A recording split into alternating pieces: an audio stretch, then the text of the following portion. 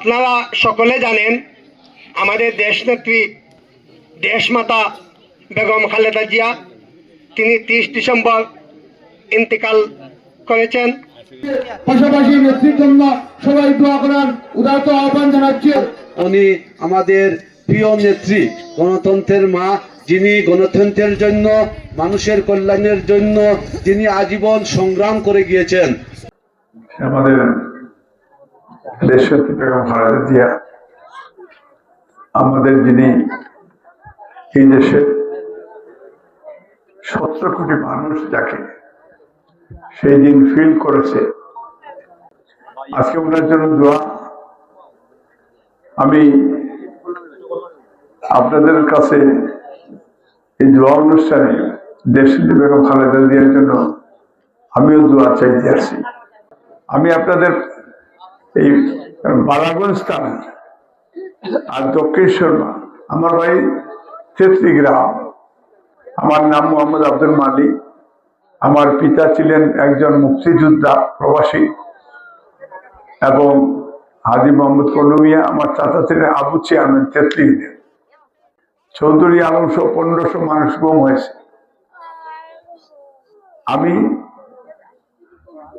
Europe, UK, America আমি লিস্টের 1 নম্বরে ছিলাম। আমার মা ডেড বডি আমি আসতে পারিনি। 16ই ডিসেম্বর আমার ব্রিটিশ পাসপোর্ট এবং আমার সিটিজেনশিপ জমা দিয়ে চলে আসছি। বেগম খালেদা জিয়া বলেছেন যেহেতু আমি দেশে থেকে আপনাদের সেবা করার, তা আমি আশা করি আপনারা আমাকে সহযোগিতা করবেন ইনশাআল্লাহ। আলহামদুলিল্লাহ। এবং আমি আপনাদের এলাকার সন্তান হিসাবে আপনাদের পাশে থাকবো ইনশাআল্লাহ, এই কথা আমি বলবো। কারণ তবে এটা আপনাদের সন্তান হিসাবে, ভাই হিসাবে আপনাদের পাশে থাকবো। এবং এই বালাগঞ্জ বিশেষ করে আজকে যেগুলি আমি দেখলাম, এটা আমার নিজের গ্রাম হিসাবে, নিজের এলাকা হিসাবে আমি আমার যেভাবে মানুষের একটা সেকেন্ড হোম করে, সেকেন্ড হোম হিসাবে আমি এটা আমার থাকবে এবং আমি আপনাদের পাশে থাকবো। আমার জন্য দোয়া করবেন ইনশাআল্লাহ। আল্লাহ আপনারা সবার মঙ্গল করবে। আসসালামু আলাইকুম। ربنا آتنا في الدنيا حسنة وفي الآخرة حسنة وقنا عذاب النار।